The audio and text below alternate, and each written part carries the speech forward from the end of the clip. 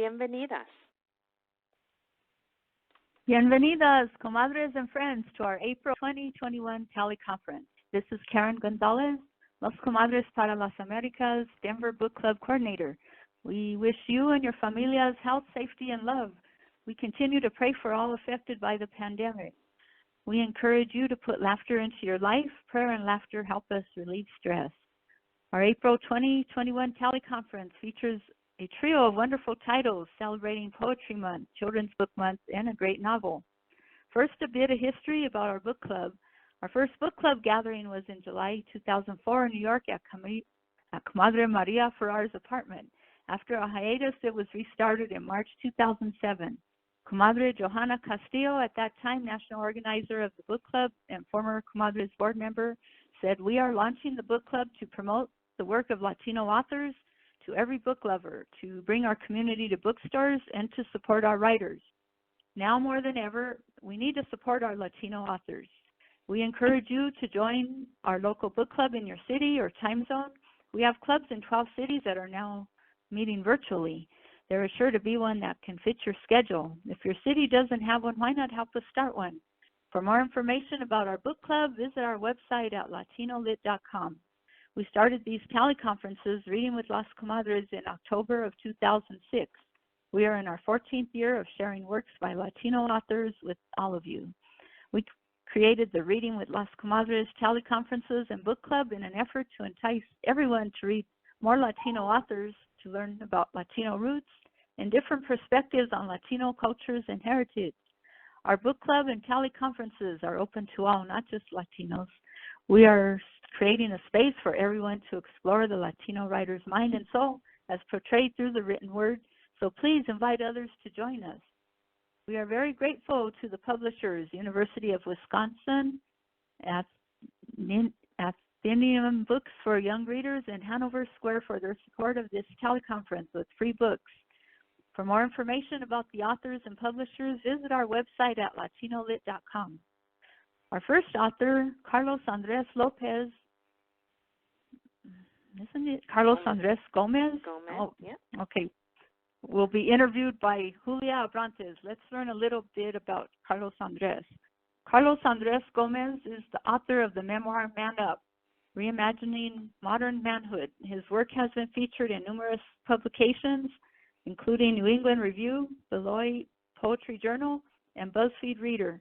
Our interviewer, Julia Abrantes, is the submissions coordinator for Las Comadres and Friends Book Club and a stalwart of Las Comadres for over 11 years. Comadre Julia, take it away. Thank you. Thank you so much, Karen. Compadre Carlos Andrés, happy to chat with you tonight. Julia, always wonderful to chat with you. All the listeners, thank you for listening and tuning in. Thank you, Las Comadres, for supporting my work for so long. It's a joy to be here. Absolutely. It's our honor to have you tonight. I want to start as someone who has followed you since your memoir, Man Up, and your poetry books since then. When I read this book, I felt like I know the people that you refer to in this book, whether directly or indirectly. I've had the honor of meeting your family, your wife and your children, and I feel like I've met your other family, your father, your stepmother, your siblings through your memoir. So I know so much about you. So I was fractured. I was torn when reading this book because I felt like I know these people and I know the stories, behind some of these things. Sure. I want to start with, why don't you tell our readers who may not have read your book, and shame on them, a little bit about it. Yeah, I mean, I think really the title of the book is Fractures, which is, both a verb and a noun, which I like. It's both an action and something, the result of something happening. And it's really exploring the different fractures both within us and outside of us in the world. It looks at, mental and emotional fractures. It looks at social and societal fractures and familial fractures and all these different, I think really the fracture points in our world and within ourselves, and trying to excavate them hopefully in a way where it's not something that is about encountering, just the trauma and the hurt of those fracture points, but how do we face them? How do we move through them? How do we learn from them and not replicate those harms? I think that's what a lot of the book is about. But ultimately, me being, I guess, a stereotypical Colombiano in this sense, I just love stories. And I think similar to my memoir, when I write poetry, so many of my poems are narrative. And so I often get told that people who don't like poetry find access points for my work because the poems are stories, and they're stories from my life and things that I've experienced and people that I love. And, hopefully, even for those people who aren't big fans of poetry, I would like to think, and I've been told this before, but much of my work is very narrative and kind of cinematic oriented, I would say, in terms of how it operates. And so ultimately it's exploring those fracture points through autobiographical experiences and stories that I tell through these poems. Absolutely. You open, thank you for sharing that. You open the book with the poem Hijito. It's dedicated to Michael Brown, Jr. With everything that has happened in the past year, pandemic aside, all the other incidents that have happened this past year, do you find when you've picked up this book again and reread it, or when you've read that poem, Hijito, has it affected you differently now with the events that have happened in the past year? Well, I mean, it's interesting because I've gotten the question a lot where, a central motif of the poem is me thinking about the joys, but also the anxieties of not just being a parent, which is anxious enough, but raising two Black Latinx children in America. My partner's Black, my children are Black and Latinx, and so thinking about, and I think being confronted with, I think just the fear that I've had even before we had kids about what it would mean to parent Black children living in the United States. And so a lot of people have asked me, they said, oh my gosh, this book was released right at the height of the biggest civil rights movement in American history. It was the biggest emergence of the global movement for Black lives and Black Lives Matter. And a lot of people said, how did you write this book so quickly? Which made me laugh. I said, no, this book took 5 years, And interestingly enough, it was bookended by the two major emergences of the Black Lives Matter movement as we know it in the United States. Yeah. And I started writing it actually before I was a parent, before I was a father, and then it was released. It just happened to be released last year, and that's just how it worked out. So it was definitely something that's been in progress. Unfortunately, for years, I think that I recently lost my tia. Her funeral was actually this afternoon, and as somebody who's dealt with grief and loss a lot, I think dealing with grief and loss doesn't make it any easier. My mom has said something very poignant about grief and loss, and she says, one death just reminds you of all the other ones. And it's actually a line that appears in one of my poems in here, And so I think all these other instances of Black people being murdered is, to me, it's just additional cumulative trauma and anxiety and anguish. For me, it doesn't become any. It only reconfirms something that I'm already aware of, which is the inherent racism and of our systems, and also how much work there is to do, and also the reality, which is what a lot of the book is wrestling with, that as a parent, the primary thing you're hoping to do is two things, I would argue. I want my kids to have it better than I did, right? Of course. Or maybe that's just me being the son of an immigrant. And the second thing is, I want to protect my children. And I often say to my kids, you know, when you're with Papi, are you safe? And they always say, of course I'm safe. And I say that knowing that's a lie. And that's a terrifying thing to acknowledge and to be aware of. And I think this book is facing that lie and the hopelessness and the anguish of knowing that it's unfathomable.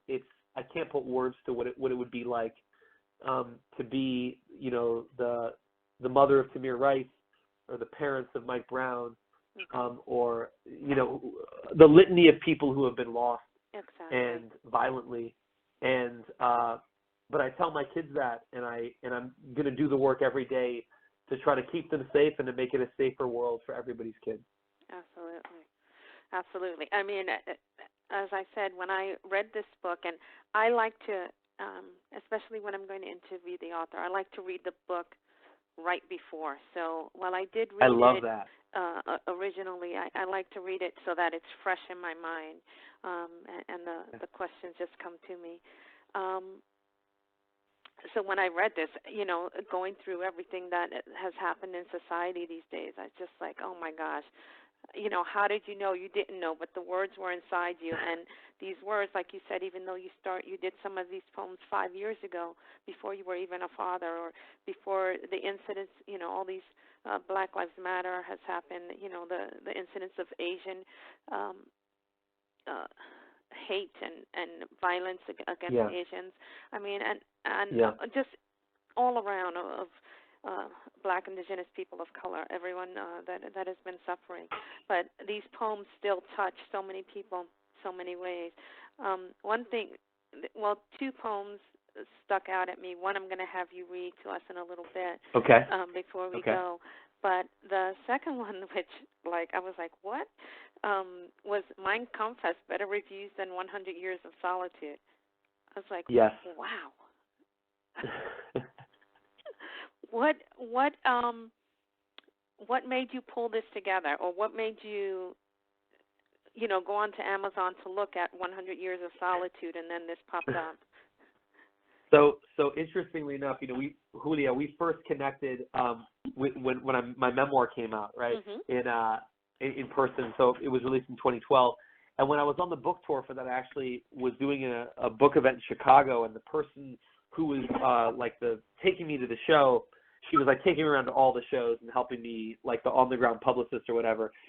And she was a fiction writer, and she said that we were laughing about basically, you know, like, and I'm sure folks who are tuning in who might be writers or authors or creatives can relate to this. You know, she was laughing how you spend all this time working on a piece of art or a book or whatever it might be, and then you know, somebody writes a 2-sentence review dismissing, you know, 6 years of your life or whatever it might be. And she was saying that her friend who was a novelist lamented that because her friend's debut novel came out and it didn't get very good reviews, and she was devastated. She spent years on it, you know. And so she said what her friend did to cope with that, you know, that absurdity was she would go on Amazon and she would read the 1-star reviews of the greatest books ever written. Oh, wow. To kind of put it all in perspective. And so, like, you know, of course I get dropped off at my hotel after my book events, and I'm, you know, kind of bored and lonely, and I kind of, you go down a rabbit hole. I was like thinking, I was like, gosh, I wonder, like, who gave like 1 star to The Bluest Eye, or, you know, 100 Years of Solitude. In my opinion, the two most perfect novels ever written. Right. And so I'm reading these 1-star reviews, and then I was like, gosh, I wonder, like, what infamous, horrific books are, how they're getting reviewed on Amazon. And so I looked up, you know, Mein Kampf, you know, Hitler's infamous, I've never read it, but from what I've heard from historian summaries, you know, kind of blathering, incomprehensible autobiography. And I looked up the reviews for Mein Kampf, and when I looked it up in the fall of 2012, Mein Kampf had a 1/10 point higher rating than 100 Years of Solitude on Amazon. That's crazy. So, like, Mein Kampf was like a 4.4, and 100 Years of Solitude was a 4.3. And that inspired that poem. which in many ways is, I don't want to ruin it. People can just read it in the book, but it's the fastest poem that I wrote in the entire book. I wrote it when I was in grad school, and I wrote the entire poem in maybe 6 or 7 minutes. That's the first draft that you see in the book. Mm-hmm. And my advisor that I sent it to, Rodney Jones, he said move this word down one line, and then don't you dare touch it. Wow. So he literally had me take one word and move it down to the line below, and I can't remember which line it was, and it was as I had it here, and I just wrote it quickly. I guess trying to emotionally process what I found on Amazon, and also what that means for the world we live in, what that means about me, what that reveals about all of us. And yes, it's definitely, I think, one of the more powerful and important poems I've written. Absolutely. Well, my favorite poem in this book, I guess I'm going to say I'm a little biased because I heard you read it out loud. Okay. Yes. At your last book reading, and you told us a little yes. story about how you were inspired to write it. It's Black Hair. Yes. And so beautiful. if you could tell our readers, our listeners here, a little bit of the backstory, and then read the poem to end our interview this evening, I appreciate it. Absolutely. Well, I mean, I think I love that you requested that poem. I mean, I think one thing that is really important for everyone listening to know about a poem that's, like I said, is interrogating and investigating fracture points. A lot of this book too is about looking at the breaking points as also,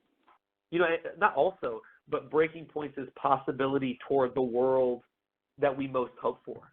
You know what I'm saying? And I think a lot of the book is really about world making and dreaming and making the dream real, like I say in my memoir. And I think there are moments in the collection of lifting up tenderness and lifting up joy and lifting up celebration, which is to say that this book is not just a sad, depressing journey. It's very much about the messiness of being human and celebration. And so this poem, Black Hair, it was inspired by when my wife was pregnant with our first child, and I remember having this moment where I had all this anxiety and stress, and I was thinking, oh my gosh, like, what if I can't do our kids' hair? You know what I mean? And I thought, having a child of the Black diaspora, the political, social, all the different historic significance of and the importance of being able to do their hair, so to speak. Yeah. And so my wife kind of laughed and she said, "You're going to practice on me." So every night, during her pregnancy, I'm parting her hair and I practiced braiding and everything else. And it was really beautiful when our daughter was born. And then when before she went to daycare, I could do I could braid her hair and I could do some pretty cool things to get her hair ready. And I was really proud when I felt like I got it right. She'd say, "Oh, your mommy made it look so nice." And she'd say, "No, my poppy did that," Aww. And just thinking also, too, like the generational movement. I have an amazing poppy, but thinking like he would never have touched my sister's hair when we were younger. You know what I mean? And to think the small ways the needle is moving generation to generation in us becoming the people we're meant to become. So this is Black Hair. It is dedicated to my amazing wife and to our daughter, Grace. And Julia, thank you so much. Thank you, everyone, so much. And I hope you all enjoy the book when you read it. This is Black Hair. I made a vow to join clustered strands with these fingers, careful as they are clumsy, submerged in this delicate calculus. I learn about love doing this, preparing for someone who might help me understand all of this better. I keep starting over, as though concentration is where I took my misstep, as though I am not 3 decades behind in my practice, as though it is just a pattern I'm trying to find. Too late. I'm too late, I think. Or maybe it's something else. Papi's hand. Never knew how to fix my sister's hair.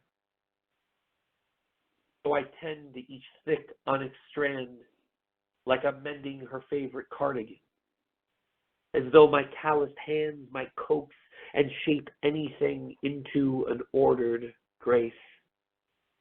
I layer another braid across my love's scalp, and I can feel, with each pull and twist, the newly assembled crib watching. Gracias. Gracias, compadre. Comadre Karen? Yes, our second author is Emma Otheguy. Let's learn a little bit about Emma. Emma Otheguy is the author of the bilingual picture book Martí's Song for Freedom about Cuban poet and national hero Jose Martí, as well as the middle grade novel Silver Medal Summer and the picture book A Sled for Gabo. Our interviewer, Maria Ferrar, is the program director for the Las Comadres para las Americas, as well as the project manager for our book club. She's been a part of Las Comadres in New York City almost since inception 15 years ago. Comadre Maria, take it away. Hi, welcome, Comadres. Welcome, Emma. Hello.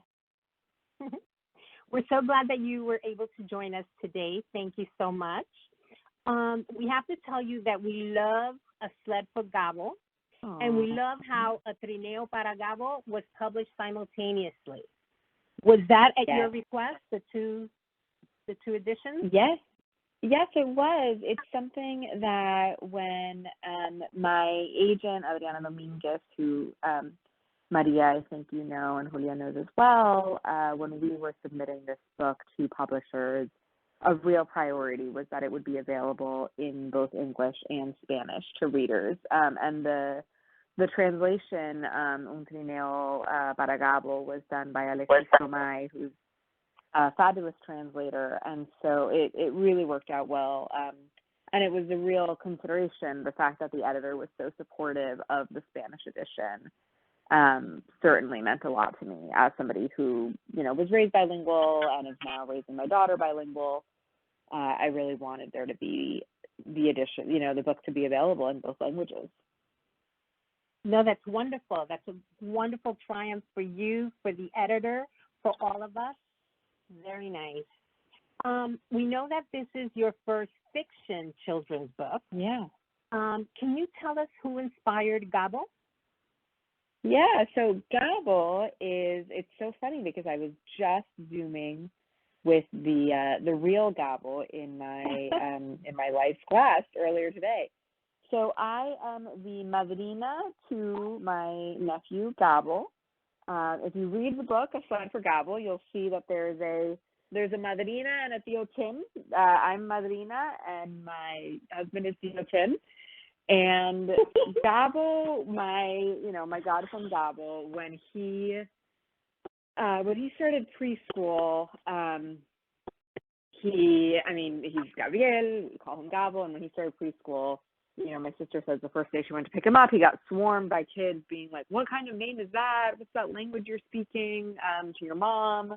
Just, kids sort of thinking that it was a strange name. And of course, it was so funny to me, and I think, for many of us here, of course, for my sister, it was, I think she chose this name in part as an ode to Garcia Marquez, and, didn't think of it as an unusual name for us, but it was an unusual name for the kids in Gabo's class.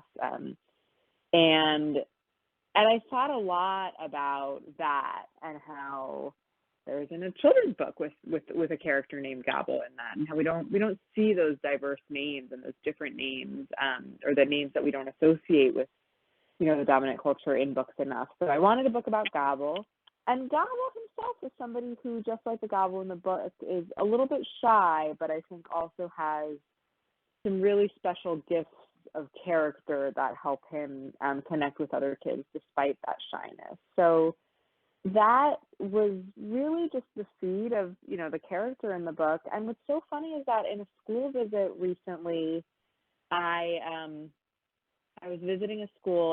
I was reading the Spanish edition. Another reason I love that we have un Trineo para Gabo is that it allows me to visit schools where, regardless of what language the kids speak, I can read them the book. And so I was visiting a classroom where all the kids spoke Spanish.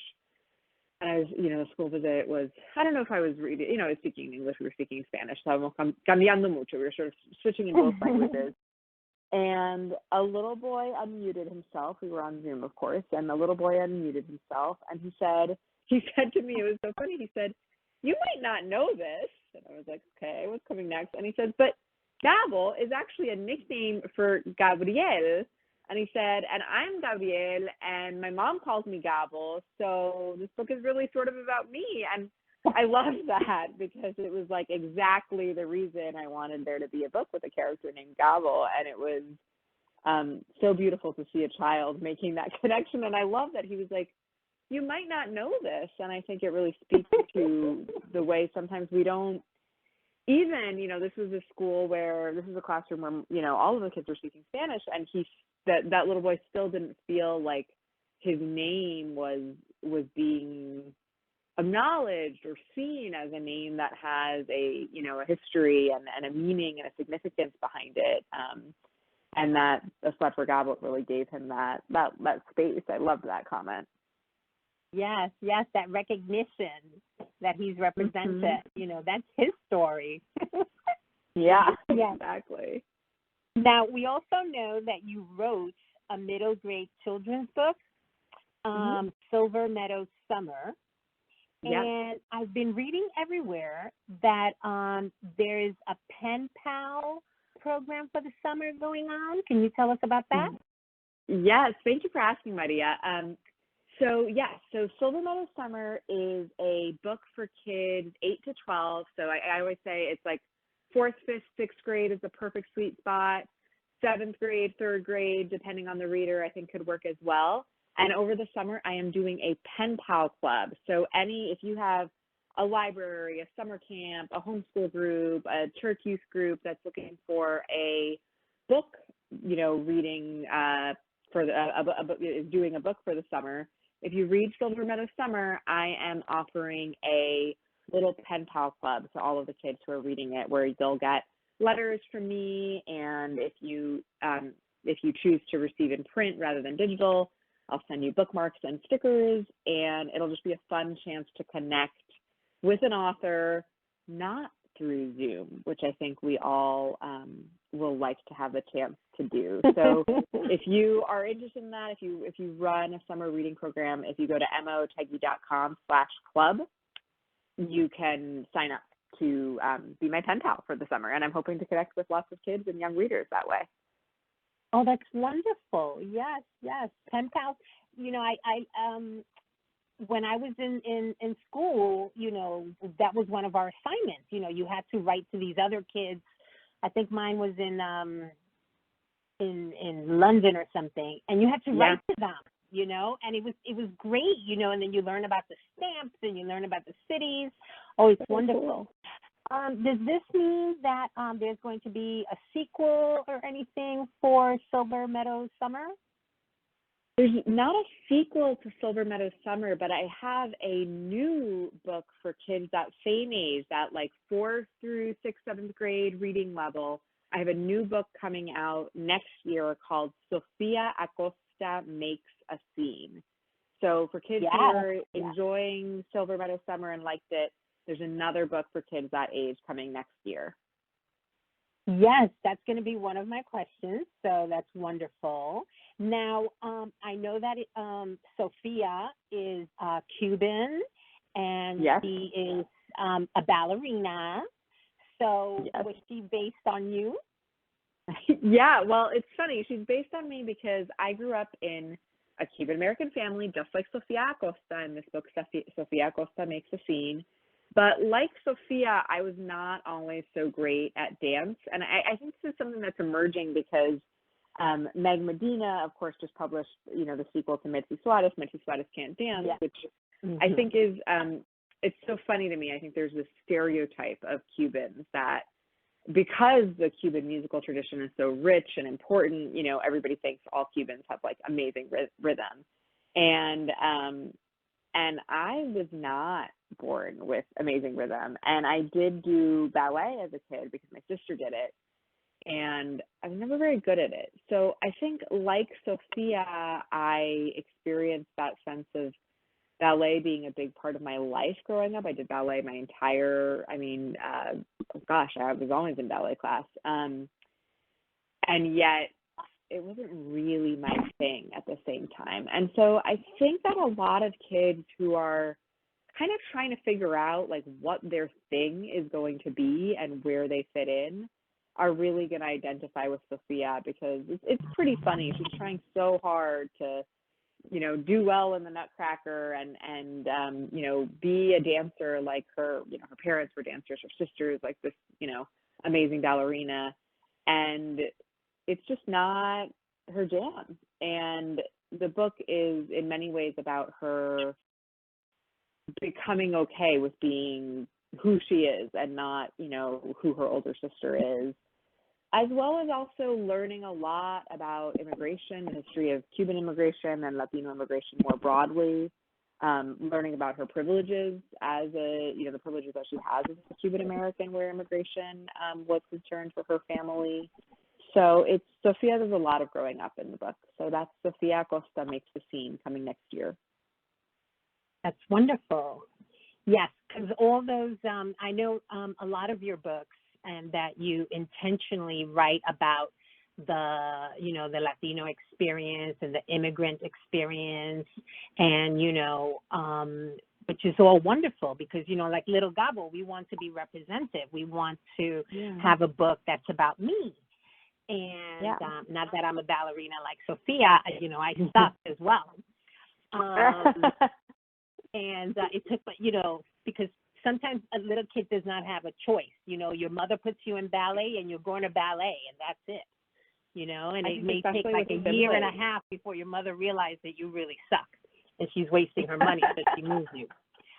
But tell us about this intentional writing that you do about the Latin experience and why is that important to you? Yeah, Maria, you're such you are the most well-prepared interviewer I think I've ever had. That's the question I don't think I've ever been asked, but I wish I had been. I write about Latin American history and what it is to be Latina because I think it's something that is so huge to me, and yet something that has always produced discomfort and anxiety in me, in that I grew up speaking Spanish. I grew up in a Cuban American household. I grew up also in New York, as I think, those of us who are based in New York know. It wasn't just, of course I identify very strongly as Cuban, but I also identify very strongly as Latina because when I was growing up in New York, the people who we knew, the people who were our friends are really our second family because my dad's family was in Puerto Rico, my mom's family was in Miami, we had other family in Mexico, and so with our family so dispersed, our friends in New York became sort of like our second family, and they were from, we had Cuban friends, but we also had Dominican friends, we had Puerto Rican friends, we had Mexican American friends, and so I identify very strongly with that community of Latinos who come from different national backgrounds. And I think that's something I thought a lot about, about what it is to feel very identified with your kind of national identity as a Latina, but then also with a broader community and what really is tying together this very, very internally diverse group of people. It's just always something that sort of struck me and that I've always been curious about is that, there are these connections between all of us within the Latina community, but then there are also big differences and there are certain things that bring us together that I really value and that are very precious to me. And so writing about those is really important to me. And in this book that's coming out next year, and Sophia Acosta Makes a Scene, one of the things I talk about is her experience having, she has a friend who's Cuban American who she grows apart with and starts identifying with less. And then she, has another friend who's Dominican and they become closer over the course of the book. And so that experience of moving between different, there's the Latino community, and then there are different communities within that community. And so those are the types of things I thought about a lot growing up, and I've continued to think about as a kid or as an adult. And I think that my hope is that my books will give kids a little bit more confidence in understanding their culture and their identity and the ways in which it can be very complex. And you might always feel like you're not quite sure where you fit into all of it. In my first, in Silver Meadow Summer, I talk a lot about how Carolina is from a Puerto Rican family, but they're Cuban, just like, my family, which was, Cuban in its origin. But by the time I came along, my grandmother and all of my aunts and uncles and cousins were living in Puerto Rico. So I felt very connected to both islands, as many people do. So I think that's like on the identity side. And then on the history side,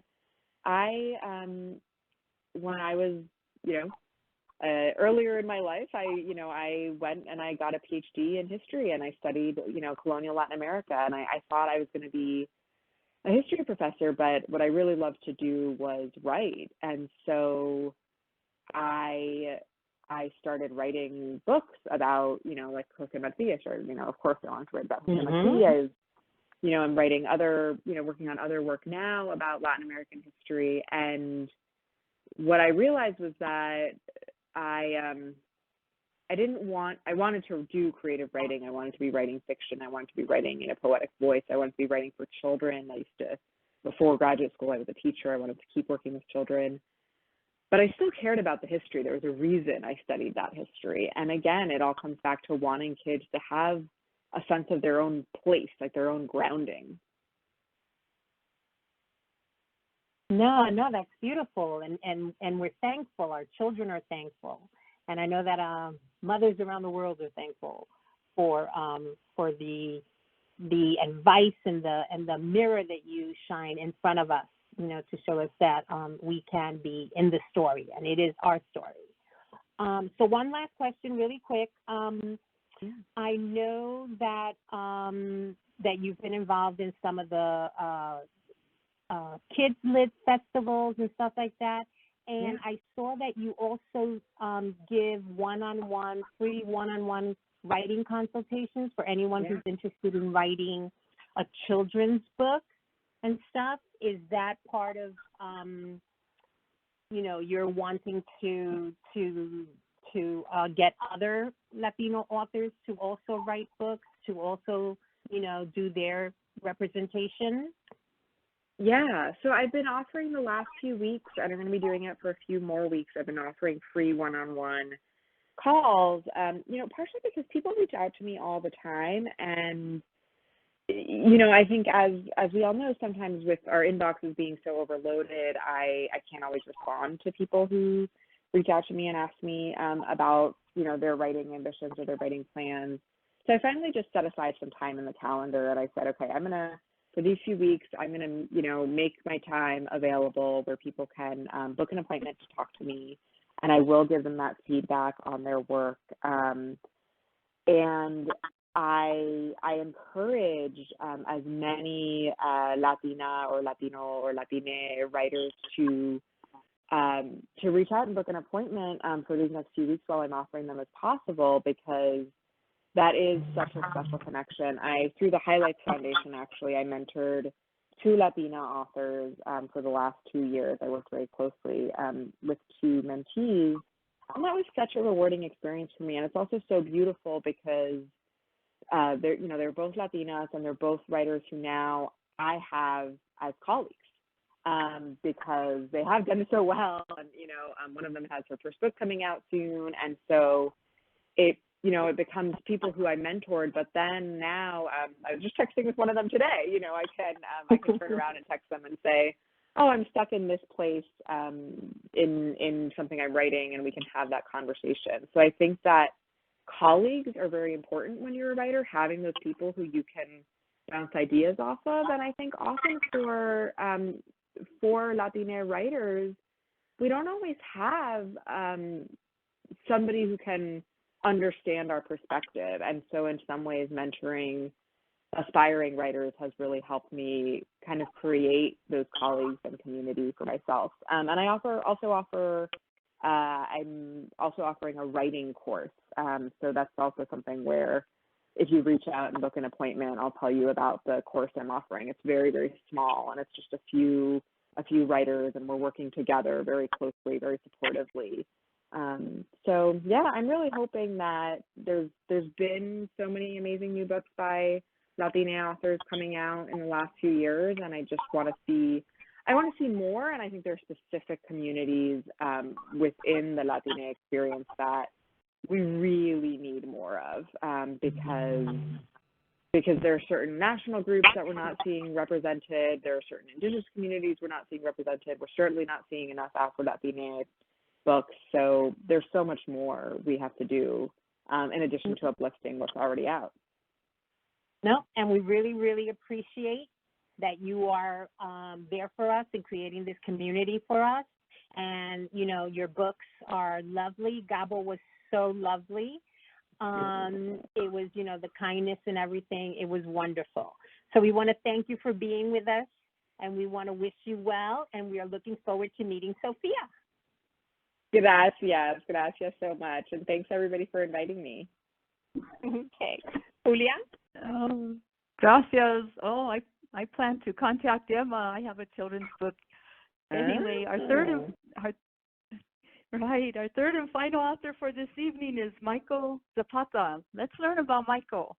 Michael Zapata is a founding editor of the award-winning Make, M-A-K-E, literary magazine. He is the recipient of an Illinois Arts Council Award for Fiction, the City of Chicago G-Case Individual Artist Program Award, and a Pushcart nomination.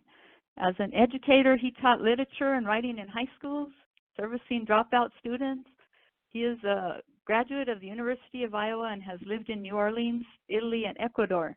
He currently lives in Chicago with his family. The Lost Book of Adana, Moreau is his debut novel. Our interviewer is Sheila Perez. Sheila is the discussion leader of Las Comadres and Friends International Book Club, Denver Network. She retired in 2017 after 33 years of serving as a pediatric, animal-assisted, and recreational therapist in the largest safety net hospital in Denver.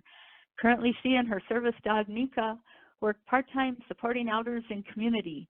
She also serves on the executive board of the Mile High Veterans Organization. She is married and is an aspiring writer. Along with reading and writing, Sheila also enjoys boating and golf. Comadre Sheila, take it away. Thank you, Karen. Thanks so much. I'm just so excited to be able to talk to Michael. Thank you for being with us. Thank you, everyone. Gracias todos. I'm so excited to be able to be able to talk to everyone and specifically talk about what I've been hearing tonight from Carlos and Emma about Latino and Latina literature. So just thank you to all the listeners out there as well. Yes, thank you for being with us. Do you have? I was reviewing some of the awards that you and the accomplishments you've had, Michael, and I don't want to take too much time because I really want people to get to know you a bit more. But there are tons of just kudos and all of winning all these best books from 2020 in all of these areas. I just want people to look that up and recognize the good things that are coming your way. Thank you. Michael, can you tell us about yourself and where you come from? Yeah, so I was born in Chicago. I grew up in Chicago and then outside in the suburbs. My father he came from Ecuador, from a small village, a small farming village that my great-grandfather founded almost like 100 years ago, which is a small farming village. And then my mother's family, they are Lithuanian, and they're Lithuanian Jewish. And so they were exiled from pogroms about 100 years ago, and they've been in Chicago ever since. And so much of my early reading life, I always say my very first literature was the dinner table. So having so many stories just from my dad, from primos and tias who were coming to visit us in Chicago, and when I would go to Ecuador to spend time with family, which I was very fortunate to do as a kid and still do, obviously not during a pandemic. My abuelito is 101, He's going to be 102 in August, and I can't quite go see him just yet. But so I grew up at the intersection of exile. I grew up where those stories of escaping pogroms on the Jewish side were still told at the dinner table. And then surely my dad talked about his experiences as an immigrant every day and sort of the tradition of his family. So like many Americans, I sort of grew up with those stories at home and trying to make sense out of what did it mean to be a reader, as a young reader, and then what did it mean later in my life to be a writer, and what do you do with sort of those stories, and how are you honest to them as much as possible? Right. Gosh, valued experience. Yes, for sure. Yeah. What was the significance, Michael, of giving Adana the Dominican ethnicity? Yeah, it's a little bit of a wink, because my tia is Dominican, and I remember years ago, and she's from she spent most of her life in Queens, and so my tio is Ecuadorian and she's Dominican, and I remember years and years ago visiting her, and she had this story sort of implanted in my mind about a young girl, from the early 20th century who kind of walked away from a sugar plantation. You have these old colonial sugar plantations that still existed. That image sort of implanted in me quite young. And so when I sat down to write, I almost didn't think like, oh, I'm going to take this image from my tia, like start a novel with it.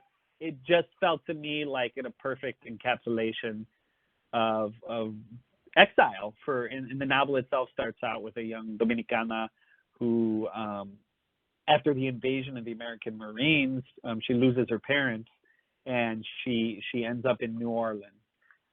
New Orleans is a city that I've historically fascinated with. I've been going since I've been 18. I've lived there.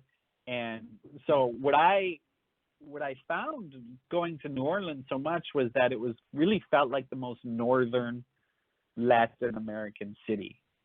And there's this history of Dominicanos, there's this history of Haitians, there's a history of Colombianos, there's this history, almost like this whirlwind of Latin American history was happening in New Orleans very early on, and we don't hear about it very often. So I was curious, if a young Dominicana walks off or escapes from a sugar plantation, where does she end up in the United States? And for me, the only answer was New Orleans. And that's kind of where the story took root. Right. And it's a beautiful description that you talked about. And it was so eye-opening talking about Katrina and all that occurred there, and how you just wove that into the story. It was really great.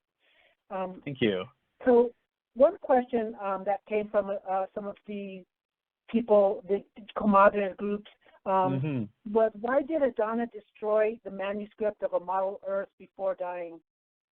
Yeah. Oh, God, that's such a good question. It was one of those moments in writing too, where you have to take a seat to the characters. And I remember writing that and not having any conscious idea why that would happen, except it felt right, and going with it. And then going through after writing the first draft and really going through the history of it, I'm just fascinated with historical fiction and science fiction and sort of the intersection of the past and the future. But I had found there's such a artistic or literary guilt that people of exile carry with them, as almost like, almost as survivor's guilt. And the Dominicana, and for those who haven't read it, she writes a cult classic science fiction novel, and she does write a sequel to it, but she does destroy it before her death. And I found so many instances in history of writers of color, writers who were survivors, who destroyed memoirs and diaries and even novels they had written, some of them citing before their deaths a type of survivor's guilt. When I wrote it, I didn't know any of that. I didn't know that was part of the history of survivor's guilt, or the guilt of exile and immigration. And I became sort of fascinated with this idea of lost stories and lost manuscripts. And it was kind of funny, after after the novel was ready to be published, I discovered from my abuelito in Ecuador that my great-grandfather in Ecuador was a poet in hiding. And he was a leftist, and he was escaping a very, very right-wing, pre-dictatorship, definitely with the same sort of mentality because it was so long ago. But he escaped Colombia, a small town called Santa Fe, and he went to Ecuador and founded a small village in Santa Fe, but he was a poet his entire life, and he kept it quiet. And my abuelito mentioned that his dad was always writing. You know, when he wasn't working, he was writing, and sometimes would disappear for a few days on a horse, and nobody knew what he was doing, and apparently he was writing. So with the help of my parents and my abuelito and my tío, we found his manuscript, a 400-page collection of his thoughts and poems. I've been painstakingly reading them, trying to translate some of them, but I wonder almost in the same sense, what are the reasons that we don't see people's inner lives, their diaries and their poems? And for my great abuelito, I think for him, it was because he couldn't reveal himself politically. And so I think about sort of the tradition of lost history and lost manuscripts. And I think that really took shape in the writing of the Lost Book of Adana Moreau. Of course, I didn't know about this manuscript until this book was done. So it must have been in my sangre. It must have been something my blood had to discover more than I knew. Right. Well, excellent. It brings a lot of things together, though. Listed throughout the book were titles of other books. Did you read all of those other books? What I had a lot of fun doing in this book was there's lists of books, and some of it is an imaginary library. So I had a lot of fun putting real books that I'm really fond of and have read. Anytime I had referenced a book that I really loved, it's usually because I really loved it. And at the core, the Lost Book of Adana Moreau, in some degree, is a love story to literature and missing literature in science fiction. But I played this imaginary game too. What about the books that I always wanted to read that don't exist? And so I had created almost this imaginary library, and it's something that really I just stole from Borges, the great Argentine writer who does that with a lot of his short stories. And I once I started doing that, I couldn't stop. It almost became like a habit as I was writing the novel. So having an imaginary library in there peppered with real books for me was a joy to write. Also, I think speaks a little bit to parallel universes. You know, what books don't exist that exist in other universes. Right. So, Michael, what drew you to science fiction? You know, I've always adored science fiction when I was a kid. And there's this sense of being part of the other. You know, growing up Latino and Ashkenazi Jewish in Chicago, and having a sense of trying to navigate where I would fit in. And oftentimes in Chicago, I found myself with a lot of other first-generation Americans from Colombia and Mexico, but also students from China, students from Eastern Europe who were leaving after the fall of the Berlin Wall, and students from the Middle East, Assyrian students. And so in class, we kind of all recognized each other as being a type of other, a new version of America. And so science fiction made sense to me immediately. These sagas and these stories of what does it feel like to wander into a new world. And so even though I was born and raised in the United States, trying to find my own way in class and in the neighborhood I grew up in felt very science fiction-y. It felt like trying to find and trying to navigate a world that was not quite my own, and how would I make that my own? And so reading early science fiction, I was just drawn to it immediately for those reasons, I think. Great. I'm so happy that you were. It brings a new idea to many people, I'm sure. One of the questions was, they wanted to know more about the format, and why did you wait to explain the pirate's demise until the epilogue? Yeah, and I've been able to think about ever since, writing it and sort of reflect and think about the format. And it wasn't until, and for those who haven't read, we have these, throughout the novel itself, there's stories inside of stories. And so it becomes this like recursive, repeating sort of structure. And for me, I realized after writing it that that's how my dad and Abuelito talk. They have like these dinner table stories, which would take on an hour, 2 hours.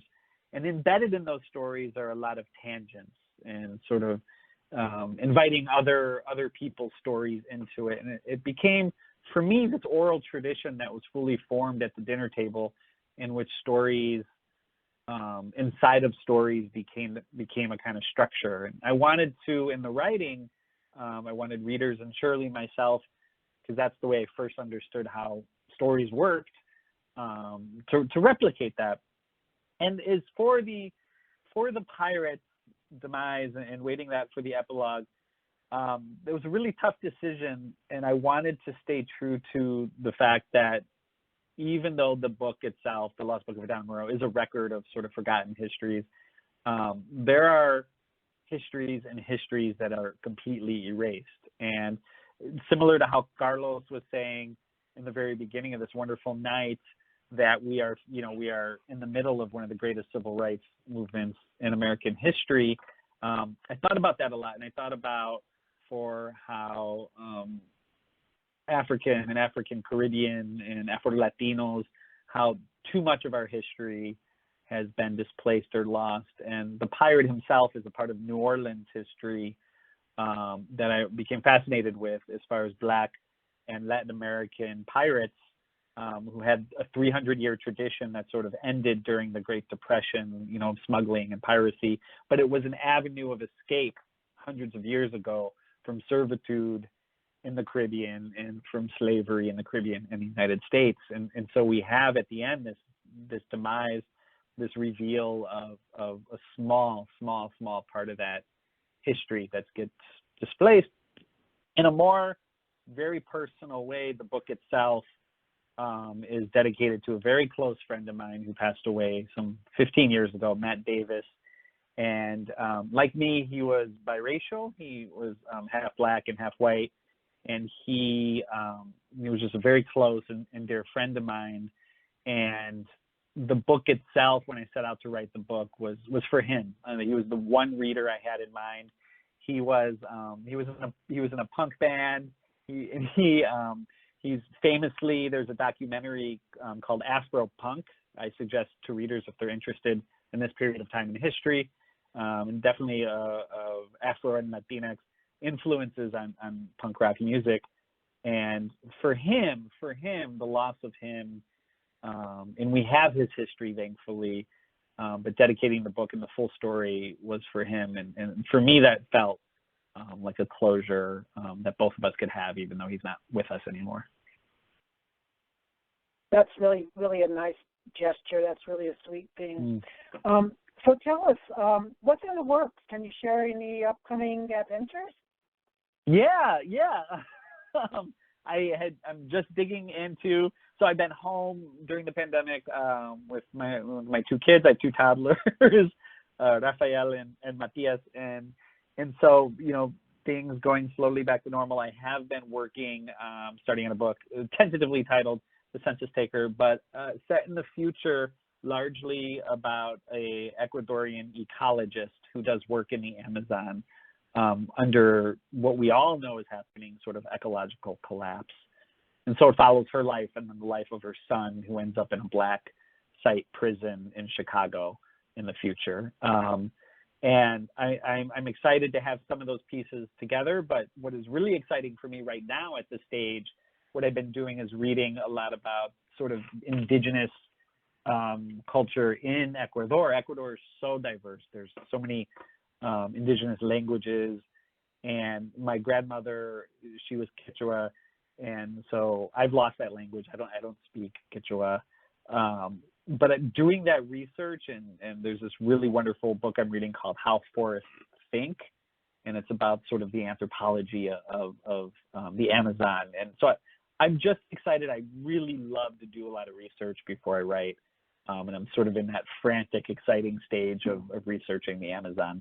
And I've been very fortunate to go with my primos. I had a primo who used to give jungle tours and Amazon tours, and so I've been fortunate to go since I've been young. And that's what I'm doing. I'm stuck at home. We're all stuck at home, but in my mind, sometimes I'm in the Amazon with my family. Yeah.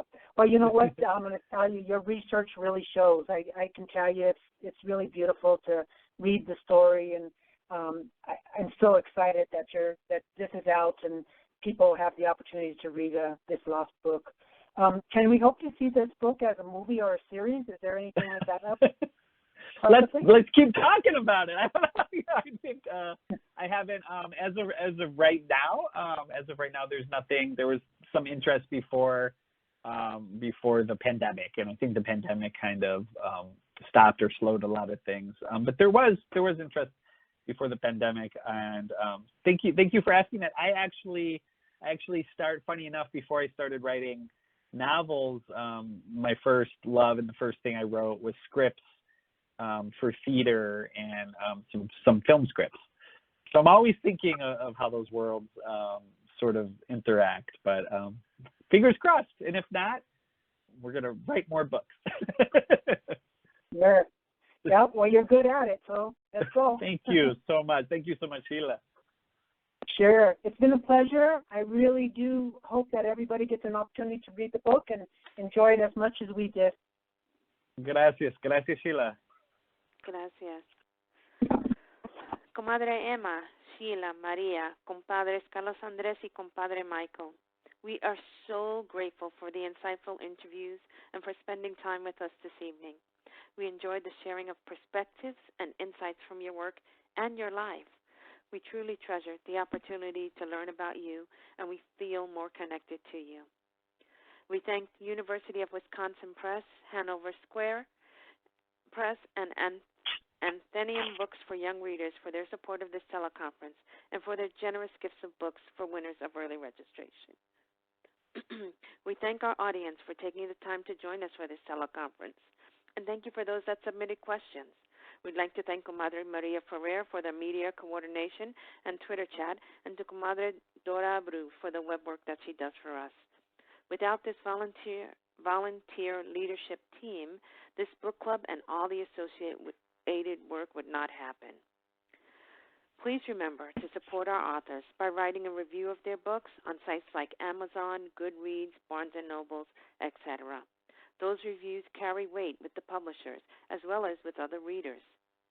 Buy books to support our authors, and if your library does not have a book you want to read, ask them to order it.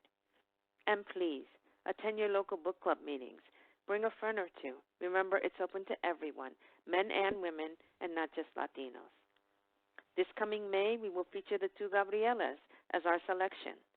Our book of the month is Of Women and Salt by Gabriela Garcia, and our conversations with title is It is Wood, It is Stone by Gabriela Burnham. Our teleconference for May will be held on Monday, May 24th, 2021. Once again, we are keeping you all in our thoughts and prayers throughout these times. Thank you for your continued support of our book club and Latina literature. Mil gracias to all. Stay safe and wear your mask. Buenas noches.